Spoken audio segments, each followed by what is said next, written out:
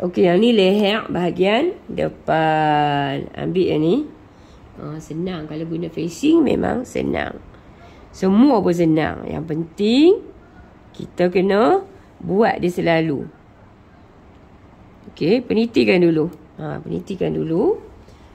Okey, masa kita nak buat tadi, so kita kena tengok betul-betul. Bila kita tengok betul-betul, kita buat ukuran tu betul-betul, okay, dia akan jadi elok. Ni. Macam tu. So, kita menitikan je. Nitikan kot tu. Okey. So, yang ni. Okay, kita akan mula daripada sini. Jom. Bismillahirrahmanirrahim. Okey, ni letak bagi sama. So, dia satu tapak juga tau. Ini satu tapak.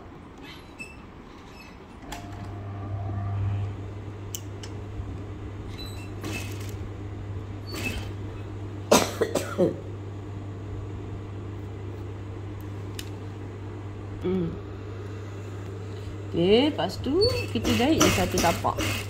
Satu tapak macam tu. Jadi kita tengoklah elok-elok sebelum kita nak jahit tu kan. Kalau newbie, bubur je lagi jarum bagi dia senang lah, bagi dia senang. Senang kita nak jahit.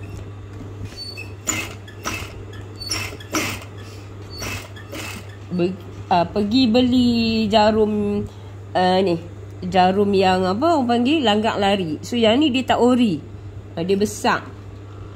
Kalau langgak lari ni dia kecil. So kita jahit, kita tak payah pun nak orang kata apa, nak cabut-cabut macam Awi ni.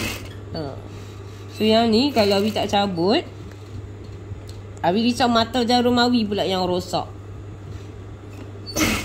Okay, sudah sampai dekat bahagian facing untuk depan ni, dia dah mudah dah. Sebab yang belakang tu kan dia ada zip. Dia susah tak susah? Susah bila kita tak ada ilmu. Tapi bila kita buat selalu, insya-Allah. Okay, so sekarang ni sama juga. Satu benda yang kita kena ingat ya newbie. Kalau kita nak buat leher, nak bagi cantik, okay, so kita kenalah buat macam ni. Basi ni pastikan dia sama. Dia start daripada awal nak potong. Potong tu kalau basi tu, kalau sama je. Kalau basi dah tak sama, bila kita buat yang ni, dia takkan jadi. Nah. Okay. So, cikgu ni dapat aduan, dapat orang kata apa? Luahan hati. Banyak sangat. Banyak sangat. So, cikgu tak tahu nak buat macam mana. Sebab kita bukannya duduk dekat. Boleh je tunjuk. Tapi tengoklah video-video ni. Dia sangat-sangat memberi manfaat. Belajar buat, tengok betul-betul. Ramai dah kawan kita beribu-ribu lemon dah.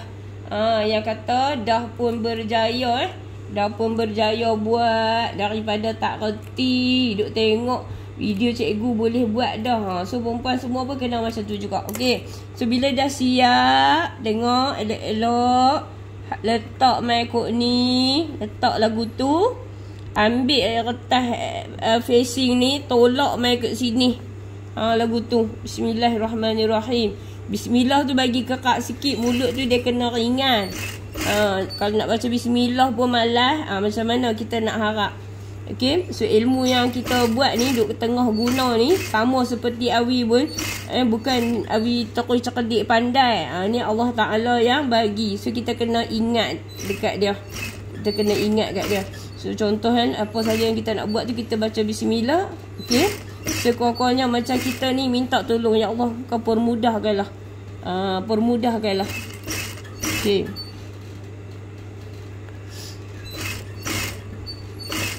Okay. So kita kena tengok. Kadang-kadang dia terlena pergi kat sebelah sana. Kita nak dia lentok belah ni, tiba-tiba duk sedap je, dia lentok belah sini. Okey, baik. So siap kita buat facing bahagian depan. So inilah cara dia. Okay, ni kita tengok daripada bahagian dalam. So yang ni kalau kita tengok daripada bahagian luar. Macam tu. Okay. Kalau kita tak racik-racik tadi, dia takkan boleh lipat macam ni dengan sempurna, dengan terlenanya macam ni. Okay. Okay, baik. So, sat lagi kita nak cantum bahu pula.